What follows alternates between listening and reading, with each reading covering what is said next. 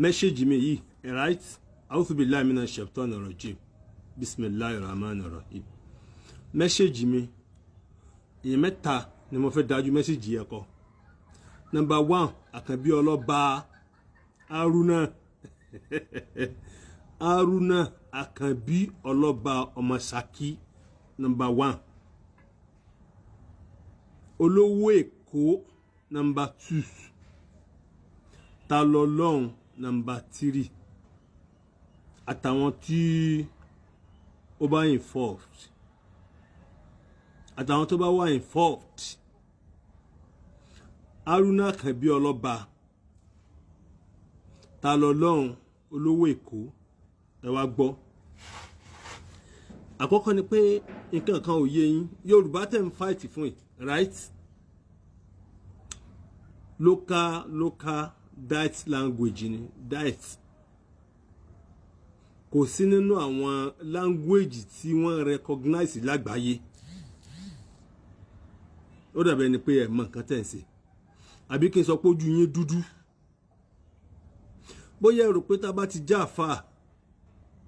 Ṣé mọ̀ pé àwọn èèyàn gidi ló ń ṣàfà ni? Àfà that is speaking one of the international language tó jẹ́ Arabia. Arabia, Arabic international language. Okay, ó dàbí ẹni pé ẹ mọ̀. Àwa jẹ́ mọ̀ tẹ́ mọ̀. Àkọ́kọ́ ni pé ní lágbàáyé àwọn language tí wọ́n recognize as international languages méje ni wọ́n. Àkọ́kọ́ nínú rẹ̀ tí wọ́n recognize pé wọ́n sọ káàkiri gbogbo ayé. Àkọ́kọ́ ni Arabic. Wọ́n pè ní èdè Muhammad sallallahu alayhi wa sallam. Òun ni wọ́n rate ní number 1 lágbàáyé. Ó dàbí ẹni pé ẹ mọ̀ tí ń ṣe yín àbí ẹ mọ̀ tẹ́ ń ṣe ìkànnù méjèèjì. Number 1 Lord, ó dà ṣé ẹ gba school kọjá ni. But mi ò blame yín. Torí pé èmi as a person tí n bá fẹ́ travel lọ sí wa Haruna Àkànbí ọlọ́ba wà ẹ. I'm not going there to serve to be a servant of any person. Maya lọ lè ṣe standard iṣẹ́ ni iṣẹ́ gidi.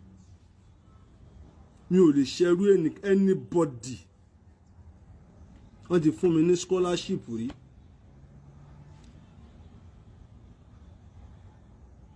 I'm sorry, visa lottery.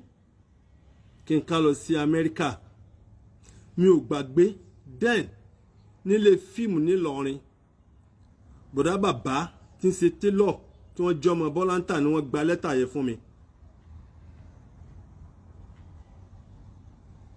Mustapha lottery American mo lé mi. Èmi ò ṣe irú èèyàn mo máa lọ máa ṣiṣẹ́ dọ̀tí fún èèyàn kan èmi. God forbid. So máa rò pé America tó wà yẹn special shower right? Ntó ní bó ṣe wà yẹn ò ní jù wá lọ àwa tá wà Nàìjíríà bí báyìí. Ìyẹn kọ́ ni mò ń lọ. Tó wá jà bígbà tí mò ń brag. I'm sorry for that. Nínú àwọn international languages tá ní as I was saying number 1 tí wọ́n rí ti number 1 òun ni Arabic. Kódà àwọn kan nínú àwọn onímọ̀ ìjìnlẹ̀ wọ́n criticize pé báwo ni Arabic sì máa jẹ́ international language tó máa wá jẹ́ number 1 tó máa rí ti ní number 1 àsẹ̀yìnwá àsẹ̀yìnbọ̀ wọ́n rí ti number 1. Ìwọ náà lọ ṣe research lọ kàwé ní tí màá sọ fún ẹnìyẹn. Tí ò bá wá tí Ọlọ́run pàdé mi já sọ̀rọ̀ lórí international languages.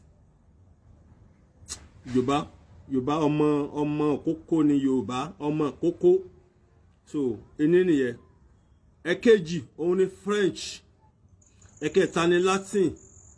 Ẹ̀kẹrin ni Russia. Ẹ̀karùn ni Spanish, right?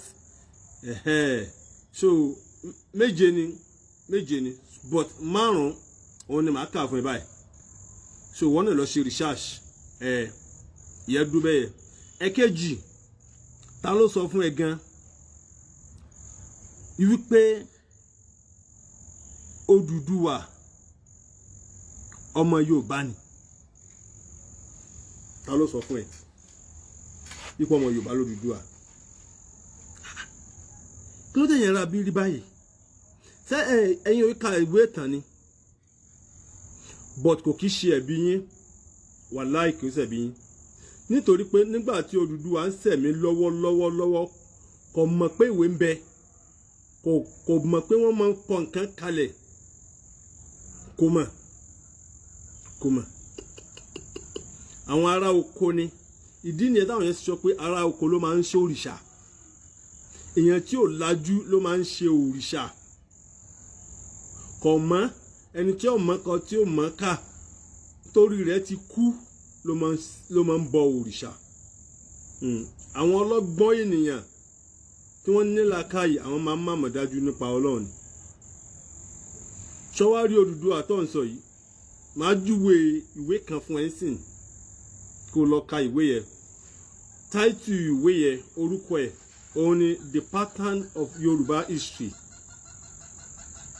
Bóyá kí n bá ẹ kọ sórí screen so wá lè rí.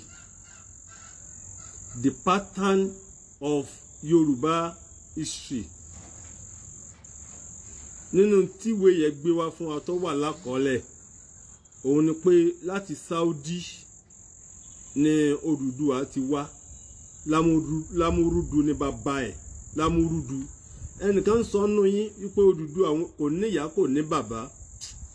Alẹ́ ẹ̀gbọ́n.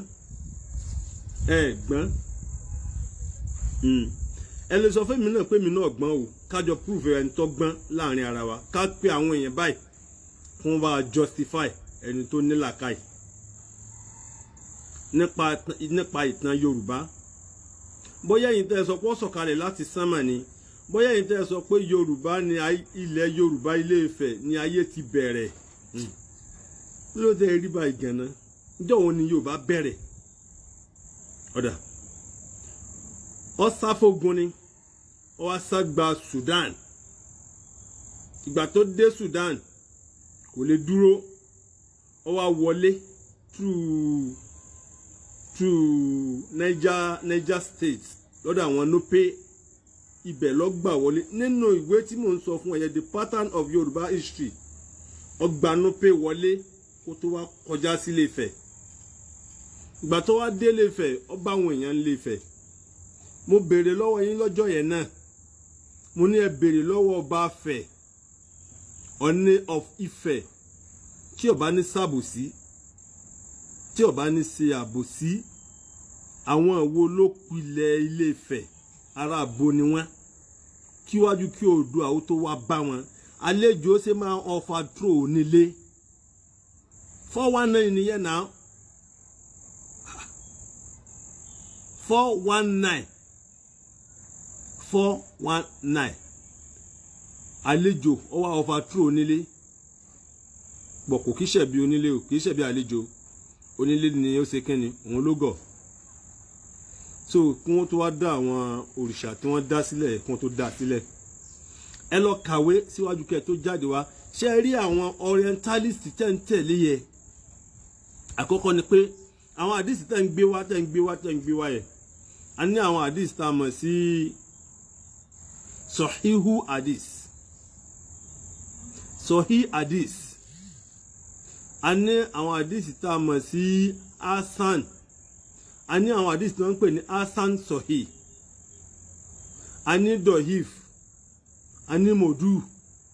Àti báwọn àfáà ṣe categorize àwọn àdìsí wọ̀nyẹn.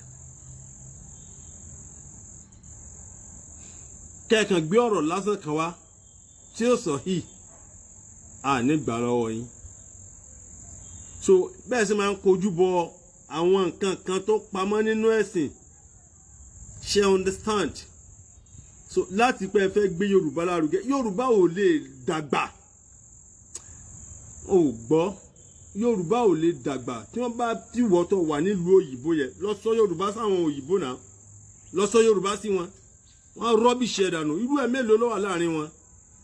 Amẹ́ríkà gan ìjọ́ wo ló bẹ̀rẹ̀? Ìtàn gbogbo ẹ̀ la máa padà gbé wá. Saudi ti ń bẹ wọn